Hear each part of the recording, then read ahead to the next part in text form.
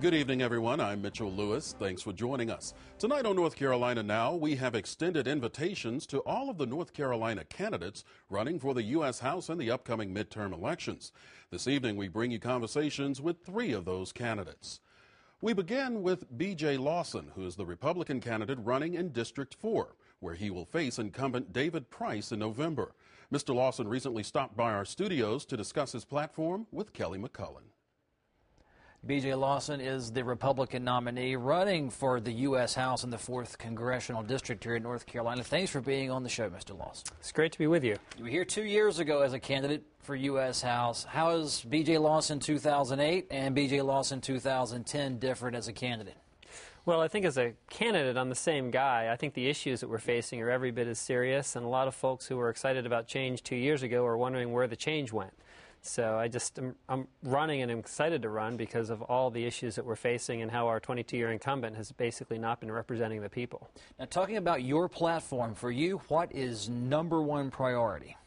Number one priority is getting our economy back on track. It's private sector jobs and getting us into the position where we can get our economy growing again, not by piling debt upon debt upon debt and stimulus in Washington, but by giving us the freedom that we need to do well.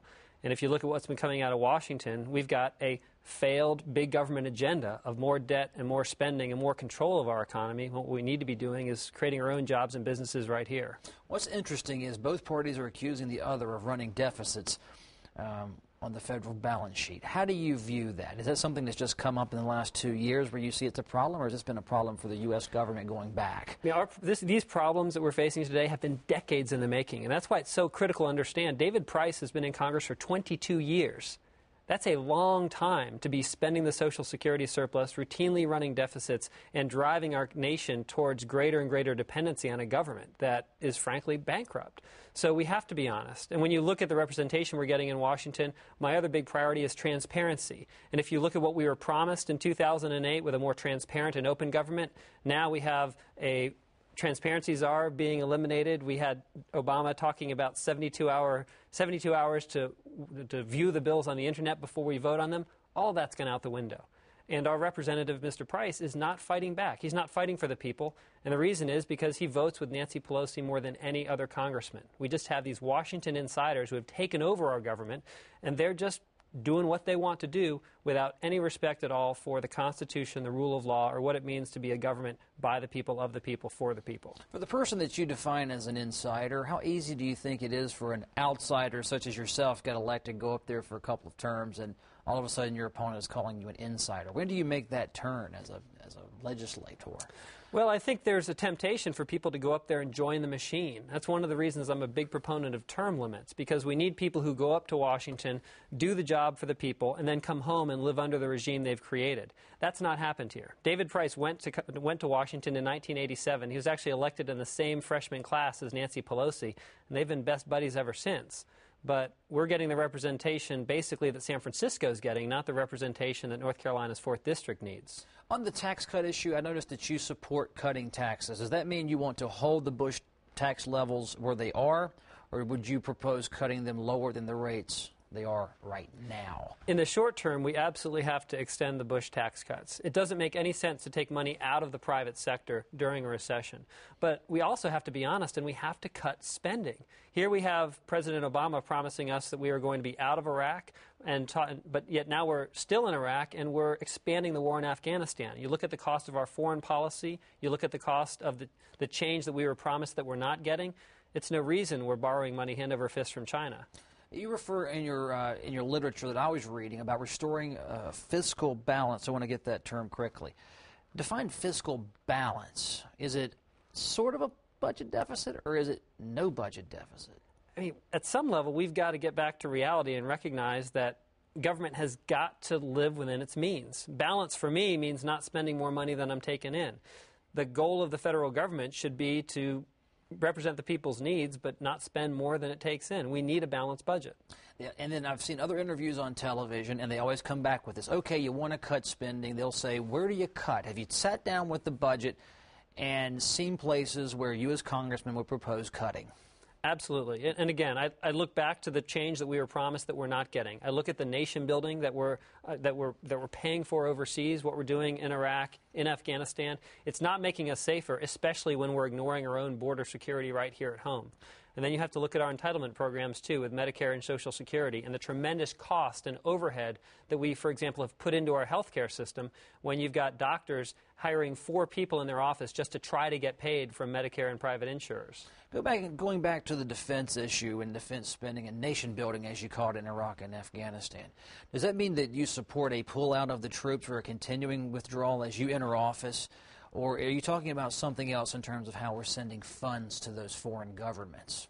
It's really both, because if you look at what we're doing over there, it's both the welfare of foreign aid, giving money to Afghanistan and Iraq that we're actually having to borrow from China. That doesn't make us any safer, plus the cost of ongoing military operations. So, again, these are promises that we were made. These are promises that the American people are demanding, but yet David Price is not speaking up on these issues. What do you think? What's going to be the issue there that if your district goes to B.J. Lawson, what's going to put you over the top?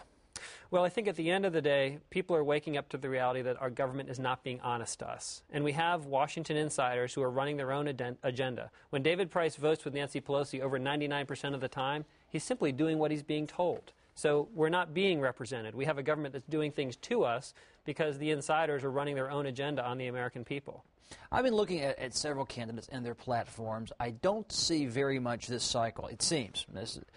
I'm not seeing a lot of social issues laying out there. Are families backing off of this because of the tight financial times? Or is this a strategy that the key to victory is to hammer home the U.S. financial situation? Well, I think that's where people are hurting right now, because people are hurting in the 4th District. And you look at the statistics, whether it's 1 in 10 people being out of work, more than 1 in 10 people being on food stamps, 1 in 9 black men being in jail. We've got 50% of Americans in federal prison today are there for nonviolent drug offenses.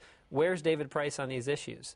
People are hurting, so I think the conversation should be around what's bothering the American people and how we move forward to a better future for our children. My last question to you, you want to restore faith in government, is what you're campaigning on. When was it lost, this faith, in your estimation? Well, I don't know that I can point to a date, but I know that personally as a citizen, there's been a lot of cynicism that's evolved as I watch what goes on in Washington. And when it gets to a point when I begin to realize, you know what, Washington doesn't even read the bills before they vote on them, I mean, that's legislative malpractice. So let's at least go through the motions of pretending like we're going to represent the people. No, let's do better than that. Let's represent the people. Let's read legislation before we pass it. Let's put it up on the internet so people can actually comment on it. These are the kind of specific steps that we need to take to restore the transparency that was promised in 2008, but we're not seeing. This is B.J. Lawson, the Republican nominee for the 4th U.S. Congressional District. Thank you for appearing on North Carolina Now this evening. Great to be with you. Next, we hear from U.S. Representative David Price, the Democratic incumbent running in District 4, where he will face B.J. Lawson in November. Congressman Price stopped by our studios recently to discuss the issues with Kelly McCullen. Representative David Price joins us on North Carolina Now to discuss the last 2 years and possibly the next 2 years in office. Thank you, sir, for being on the show this evening. Thank you. Great to be back. Well, you're already listening to the constituents out there. What are they telling you you ought to be doing if you get reelected for 2 more years? There's no question what is job one for the Congress and for people like me right now, and it's this economy. We, of course, had a major national election in 2008, and there was a very lengthy agenda that came from that. In the meantime, though, we were hit with the biggest economic downturn since the 1930s. So everything else depends on getting the economy back on its feet. For me, that is partly a matter of recovery and stimulus and getting credit flowing again, getting the pump primed. But it's also about putting regulatory rules in place so that this kind of near meltdown never occurs again. And it's also about long-term charting a course back to fiscal balance. Those are the 3 essential elements of reform, and each depends on the other. Do you think the recent reforms will prevent another replay of 2008? The rules are very strong, and yes, I think they will prevent, for example, bailouts with taxpayer funds. You'll have a way of, first of all, keeping institutions safer to start with, They're going to operate under a different set of rules that keep them safer, and then when they have to be liquidated, then it'll be done on a case-by-case basis without taxpayer financing. There will be consumer protections with a new agency explicitly devoted to that, and there will be an overall regulatory scrutiny so that exotic new financial products don't arise with nobody minding the store. As the congressional representative in your district, did you get what you needed from all the bills, from financial reform, from health care reform, staying with financial reform since it's newest? Did you get everything that you would have seen in there? I don't think any member of Congress would ever say that you get everything that you wanted.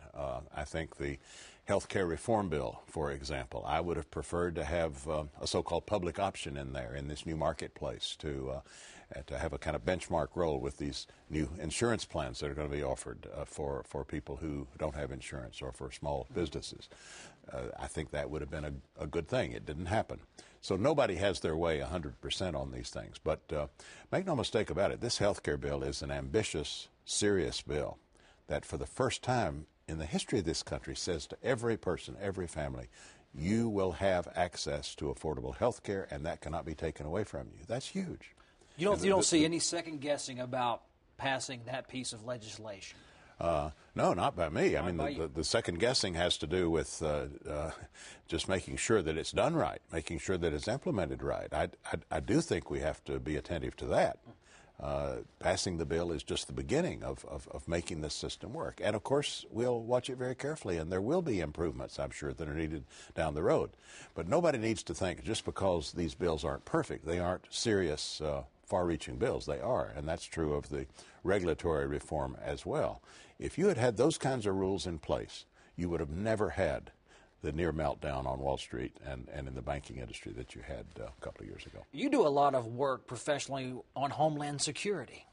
Yes, I'm chairman of the Homeland Security Funding Committee, which gets me into the border security, gets me into immigration, lots of other things. Coast Guard, we really have taken on the task of making this new department with 22 agencies pulled from all over the government, trying to make it work in an efficient way, not just for terrorism and the new threats, but for the threats we know are coming, especially in North Carolina, in the way of natural disasters, making sure we're prepared for those and that people have the help they need when they need it. Are you able to define that debate because you're protecting against natural disasters, possible domestic terror attacks? You have this whole border issue down in Arizona that has lots of people talking.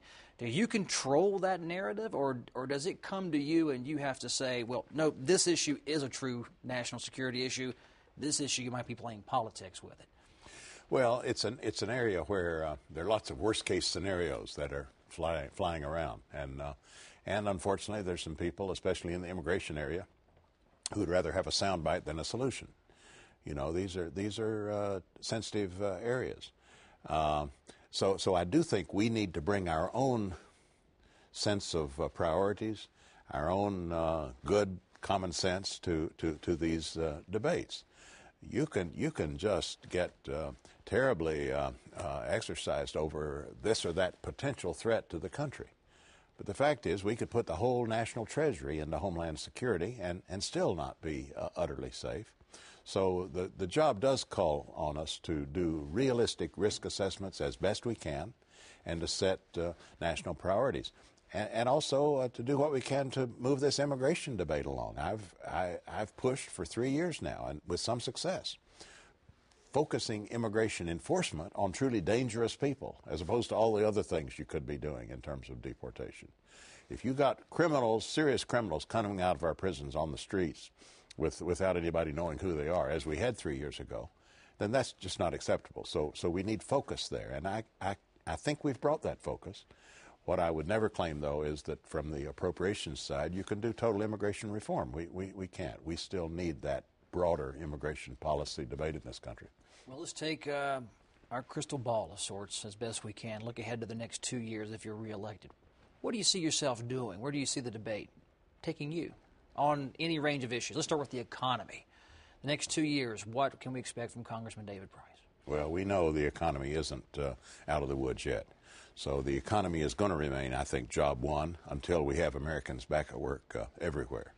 And so We're going to have to keep pushing on the recovery front. We're going to have to make sure this new regulatory machinery works well.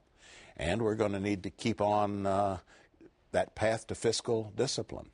Those are the three elements that we've pushed in these last 2 years, and I think when we're talking 2 years from now, we're going to say all three of those challenges remain. I hope, though, that we will see healthier numbers. I hope we'll see much lower unemployment. I hope we'll see consumer confidence coming back. And I believe there are pieces in place that indicate that's coming together. But there's no question what we've got to get first priority to. Meanwhile, personally, I'm going to push for as strong an elementary and secondary act renewal as we can, hopefully with some good provisions in there for teacher recruitment and retention, the next generation of teachers. I'm going to work as hard as I can on my Homeland Security assignment to keep this country secure and make certain that we have a rational immigration policy and that we protect the borders, but that we also have good cooperation with our first responders, that we are ready for natural disasters. You know, there's a lot to do. There's a lot to do, and I'm eager to get on with it. And for voters wanting to look you up online, do you have a website geared towards your campaign or towards your office?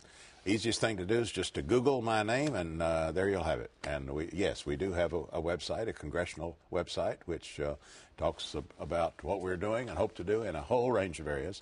And then, of course, pretty soon now we'll also have a campaign website that voters can access. But Google Representative David Price. That's all it takes.